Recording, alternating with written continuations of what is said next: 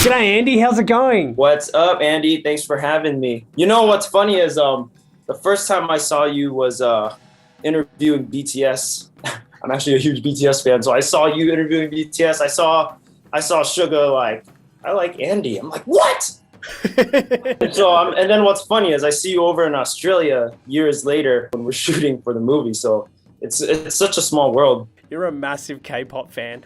Your very first video when you were doing tricking, like on YouTube, there was like K-pop music in the background. So like, I was like, haha. I got caught. Yeah, I'm actually a really huge K-pop fan. K-pop aside, Andy, let's talk about your amazing achievements. Starting off with SHANG-CHI. That is crazy. Tell us a bit about some of your favorite moments working on the film. Most memorable moments are meeting veterans that I grew up watching. Because for me, I generally don't get starstruck very easily unless it's people who had, positive like impact on my life. So for me, obviously, initially it was first Brad Allen. Me and my team, Martial Club, we put out content on YouTube. We put out martial arts shorts and skits and, showcase our martial arts. And that was always a platform for us to kind of put our names out there and hopefully get discovered. And Brad happens to be the type to discover undiscovered talent. I was already friends with a Brad Allen on Facebook. Not a very active Brad Allen Facebook account, but I got a random message from another Brad Allen Facebook with no profile picture. So I'm like, I don't even know if this guy is real, but he sends me a message and he's like, hey, I'm looking for Andy Lee. I got a big opportunity. Like, would you be able to meet over in Anaheim? Anaheim, I guess, because he's taking his family to Disneyland, and just coincidentally, like Disneyland's right down the street from me. So I met up with him for lunch, and sure enough, he had facial hair. He didn't look like the Brad Allen I knew. He had facial hair. He had sunglasses on and a hat, and so I couldn't tell, but I was just able to tell from the air he carried with him and just the way he stood. And when he took off his hat and his glasses, I'm like, I just saw this area. I'm like, yo, that is the freaking Brad Allen, dude. And so he told me that, that Facebook that everyone is friends with is actually the fake Brad Allen Facebook. I had to make a Facebook account to message you. So that's how he got in touch with me. And he told me initially, like, hey, I wanted you to, I'm working on something with Marvel, and they did the due diligence, reached out to Jackie Chan's stunt team, reached out to me, and we did, we want to work on this film together. And I think like just having you a part of the core action team would be great, And for me, I told him initially, like, 'cause I've had my foot in the door in stunts before. I've worked in stunts for a few years now, and I learned really quickly that working in the stunt world as a stunt performer is not it for me. Like, and that I'm not downplaying like what stunt performers do. Like, stunt performers make us look good. They put their lives on the line for the actors to look good.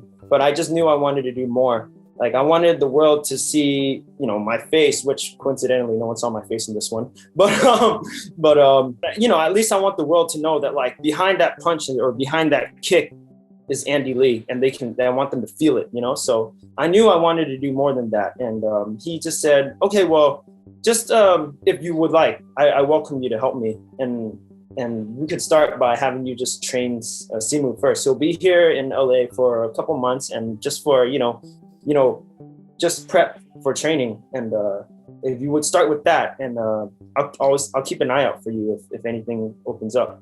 And I out of my respect for the Jackie Chan stunt team, I took the job, trained Simu for a couple months, me, my brother Brian, and one of my other teammates, DY.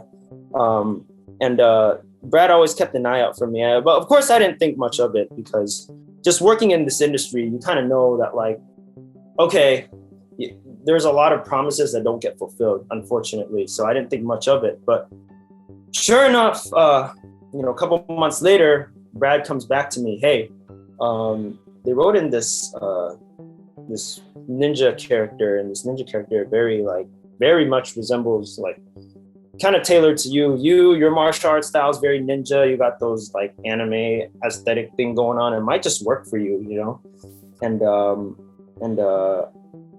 he asked me to submit. So I submit my stuff, my reels and my resumes and whatnot. Didn't think much of it. kept training with Simu, and then from casting, I was like, hey, we don't really even need to audition you. We just come out and play this death dealer role. And so I'm like, oh shoot, let's do it. So yeah, I really owe it all to Brad, because Brad, he you know, he's done his job. I knew he always wanted to push the envelope. He knows that there's a lot of undiscovered talent out there, and he always looked to give people a chance, myself included. You know, I wouldn't even be here if it weren't for him. So I really thank him for that. And I think, you know, for him to go, unfortunately for him to go like the way he did, he went out with a bang.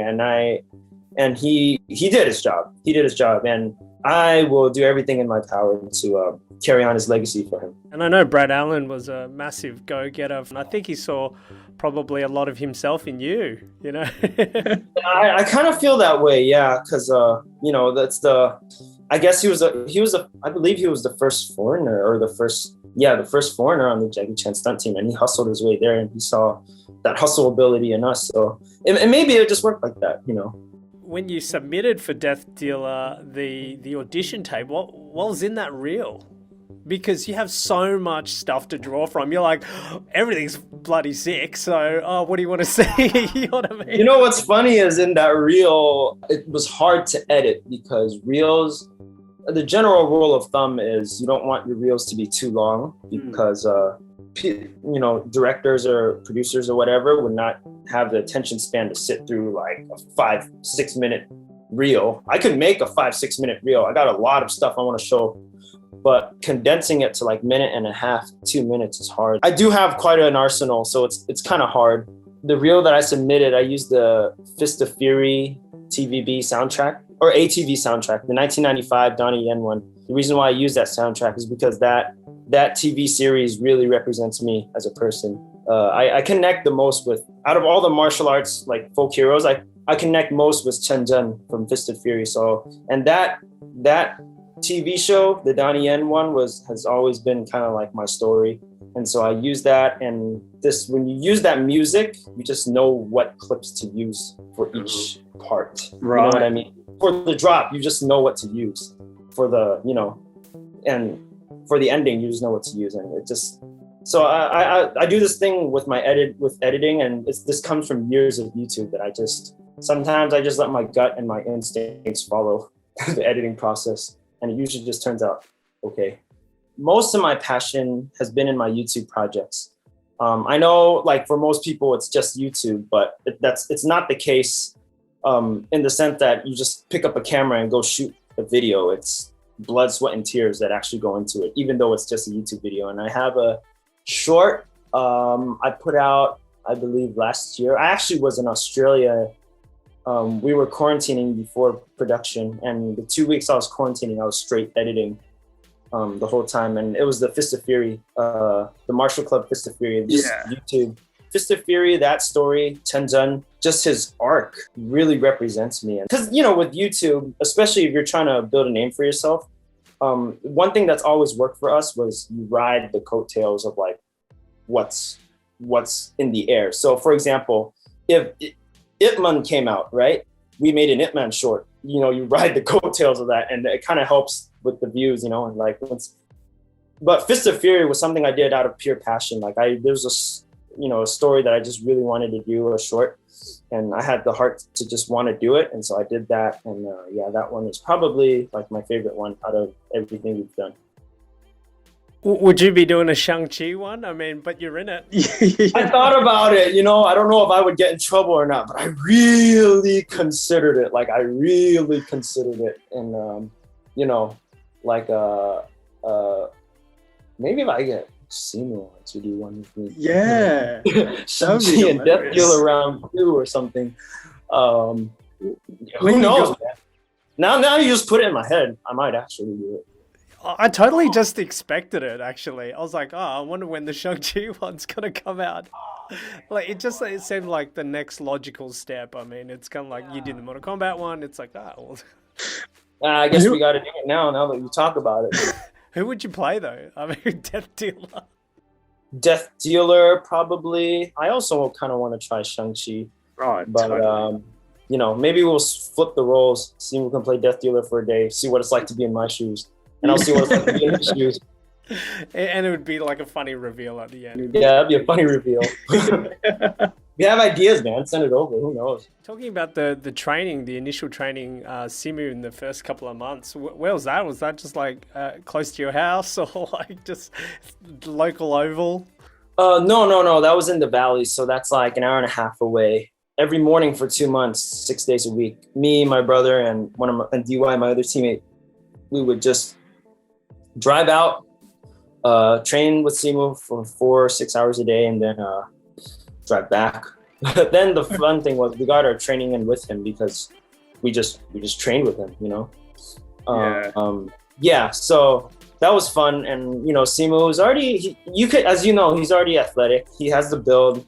He has that tricking background, so he can do backflips. He can do like the basics, gainers, B-twist. Where he needed the most work was flexibility. And I think he would even admit it himself, And I think martial arts foundation, right? Step one, you need your body to be conditioned to do martial arts. If you don't have the range of motion to do a kick, then why even bother with the kick? Start with the basics, which is flexibility. So I actually even have footage on my phone somewhere where we're like all pinning him down and like pushing him into the splits, and he's like screaming, crying, and like cursing at us.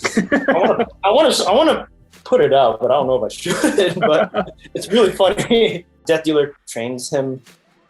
It's in the trailer. So yeah, how coincidental is that chemistry?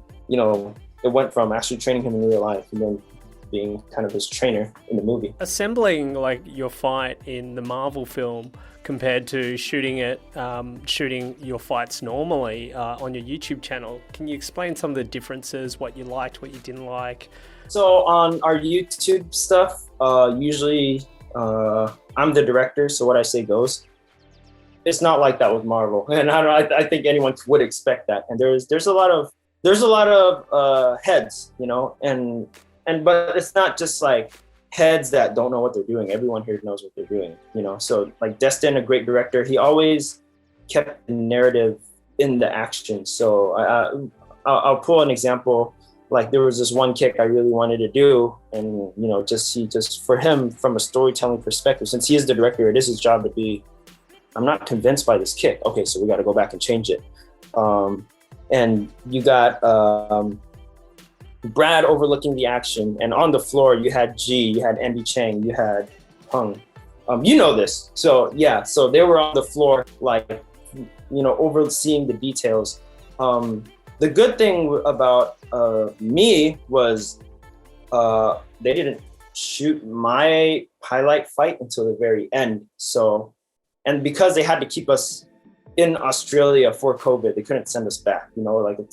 Ideally I would have just flown over, train a little, rehearse a little bit, do my fight, and go, right? But they just kept me there. They kept me there because COVID. They couldn't risk sending me back. So for the 6-8 months I was there, if I'm not like jumping in to double with anyone else or like helping out, it's always working on the Death Dealer fight. And the thing with that we don't have on our YouTube is time. Time is luxury. The 6 to 8 months we had to prep for it every day or every other day. Just come in, choreo, shoot the previs, send it in, get input, and then just OP it. And in martial club terms, we throw on the word OP, Optimus Prime, just like optimize make it better. That's a martial club lingo.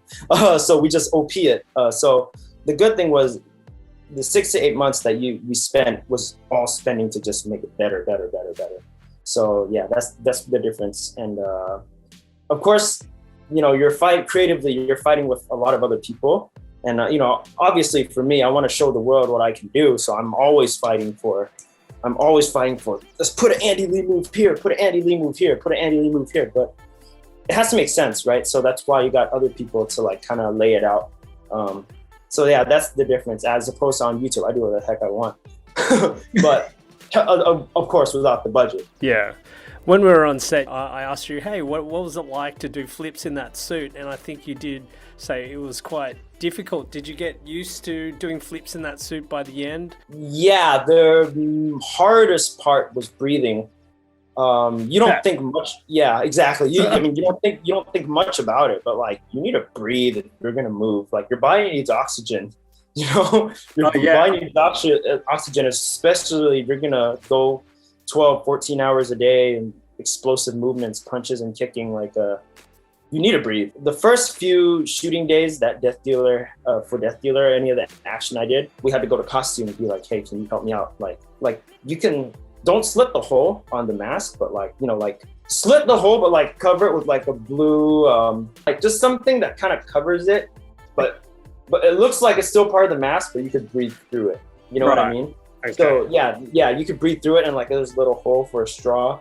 And the luxury with for a straw for sipping water in between takes, and but initially it was always take the helmet off, breathe, throw it back on, and then go, And so I mean, that's the hardest part. Eventually you just get used to it. That's mainly the hard part. But the thing with the Death Dealer costume doesn't look like it, but there's also a lot of pieces, just so much to put on. And it does, after a while, it does weigh you down a little bit. So however you rehearse in the rehearsal rooms or in the stage, and then you go onto the actual set on costume, it's a bit different. It's very different, actually. So that's why I think it's important to be able to adapt. But that's why we practice martial arts, right? Martial arts trains you to adapt. So yeah, that's the biggest challenge with the costume, was mainly the mask. I'm sure the film has brought so many new opportunities, whether that's in film and acting. Can you give us a bit of a rundown of some of the opportunities you've been given? It's one thing to do a big Hollywood project. That's to like get the name out and get the funding, and then there's passion projects, right? For me, I think the last year I worked on a good number of bigger films. I think it's time for me to give that a bit of a rest and then go focus more on passion projects. I know you guys may know us, our passion projects have always been on YouTube, but I want to do like eventually feature films, and we've been in development for a couple. There's a Martial Club, a feature film we've always been wanting to do. It's a story we've been sitting on for 3 years, and it sucks because actually I learned like the development process or the writing process is very hard, but that's because I'm very picky. Another one I'm working on is I'm in development for a project in Vietnam. I'm working with a director over there, and it will be like a Vietkieu, so a Vietnamese American crossover film. Thailand had Tony Jaa, Indonesia had Iko. Vietnam doesn't really have anyone who really broke grounds yet. So I am going to be that person. I already know it. So we're working on that. I want to represent for the Vietnamese people. With V-pop exploding as well, like Vietnamese music, the whole entertainment scene in Vietnam is doing super well, and I think it'd be perfect timing. Us Southeast Asians, we need someone to root for, and I think it helps that there's finally a Vietnamese in the MCU. I believe I am the first Vietnamese in the MCU. Yeah. Everybody knows you already through Martial Club, and now you're in an MCU film. How are you taking it? I don't actually feel like I'm that big, because I'm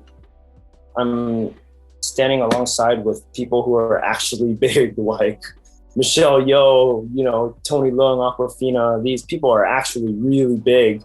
So for me to stand next to them, I don't feel like I'm that big, but maybe that's a good thing, because since having that mindset, it'll first force me to work harder, because something about having an underdog mindset helps.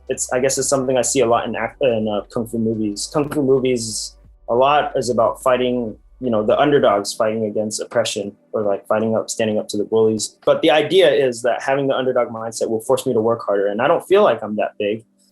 It's weird that I do go into like comic book stores and I'm doing signings and stuff. And it's weird that first day I thought I would just be sitting there twiddling my fingers, But there was actually, by the time I got there was already a line, and I was like, what the heck, really?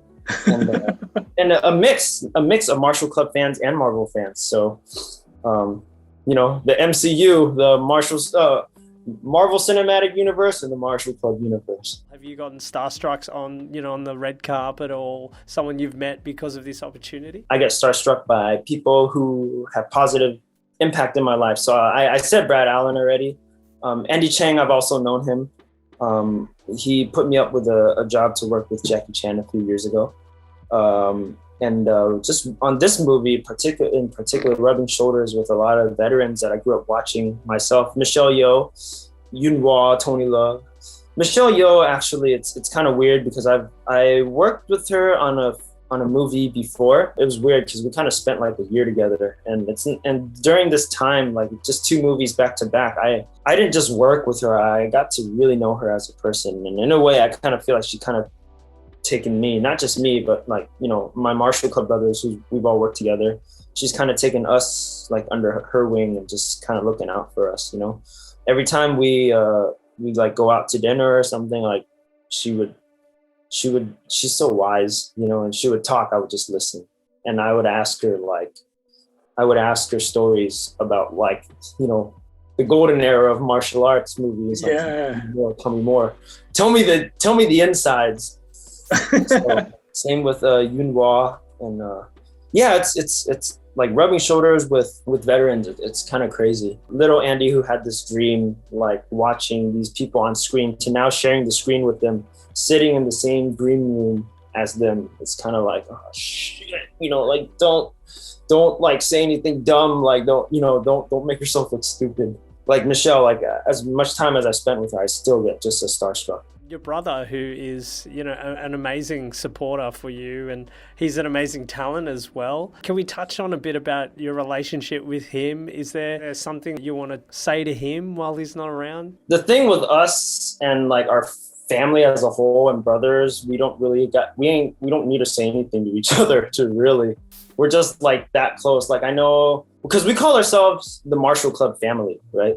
We kind of modeled that, or like just subconsciously over time, we kind of modeled that organically after the Jackie Chan family. I know it's like, we call them the Jackie Chan stunt team, but Chanjaban, it means, like literal translation means like the Jackie Chan family. And for us, it's more about, we're family first before teammates. We don't have to say anything to each other. We just know. And that's what keeps it fun. Like when I say passion projects, working with I could always, you know, even as far as I get in this industry, I will always be down to come back to do stupid YouTube skits, because that's where all the fun's at. You're with your family and you're on set. There's no rules. You could just crack jokes and they'll be okay. You know, it'll be fun. You have mentioned before one of the reasons why you got into martial arts was some mishaps that you had in your childhood, where there was like bullies and things like that. Is that something you can expand on? Yeah, I was just that stupid fat kid that everyone just wanted to pick on. Like, this kid is just fat, it looks stupid. I was actually pretty chubs. And yeah, I got picked on a lot. And even what's kind of weird is, like, even in the circle of the family we have, I still get kind of picked on, even though I'm like kind of the ace card, but everyone still kind of picks on me for some reason. But it's more traumatizing when you're a kid. First time I saw like a tornado kick done very well was one of the Once Upon a Time in China is where Jet Li does he was outdoors in like an opera house, and he does like a tornado kick to Split. And that's the first time I was like, yo, that tornado kick, that, you know, like I always try to download the tornado kick. I remember there was one day I was just in my neighborhood park playing, and one of my neighbors, I forgot what we were fighting over, but we were fighting over, he was getting in my face about something. And I remember like I did like the wushu straight, like push running, like the run with the push palm. I did the push palm running, and I just ripped this tornado kick. I don't know what I was doing, bad form, but I still broke his collarbone. I actually, for real, ended up breaking his collarbone, and he had to come to school the next day with a cast. And that's when I knew, like, oh damn, this martial arts thing, like, is for real.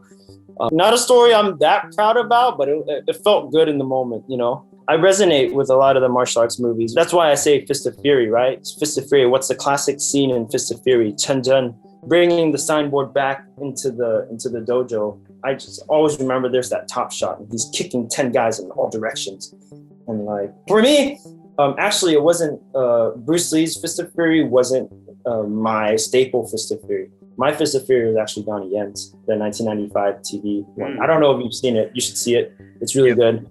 And yeah, that's why I say like Fist of Fury was always my staple, because you really feel that sense of empowerment that when you watch the underdog stand up to the bullies.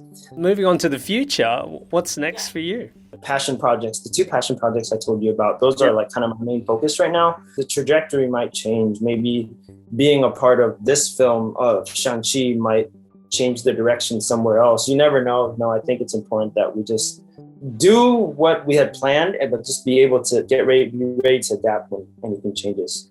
I was going to mention, injuries-wise, you're all okay, right? Like, you're fine. There's always 1 or 2 minor injuries at once.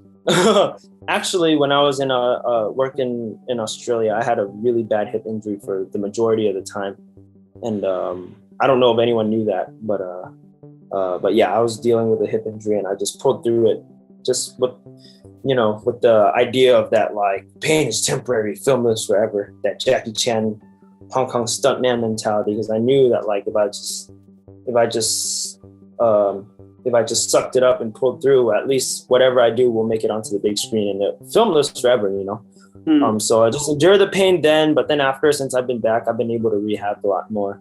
And I'm, as the more injuries you get, the more in tune you get with your body, the more you learn about like rehab, what you need to do to stay injury free. So yeah, but always a couple minor injuries here and there. Right now it's the hip and the ankle, but I'm okay. It's not bad. It's nothing bad. I can do everything I need to do. Okay. So I'm grateful for that. I'm actually very grateful for that.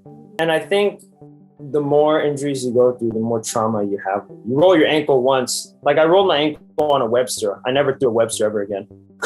Yeah, and right. like one of those, Webster is one of those ABC moves everyone can do. I can't do it. It's just my kryptonite. Well, Andy, if there's a message that you could share to Australian and New Zealand fans, what would it be?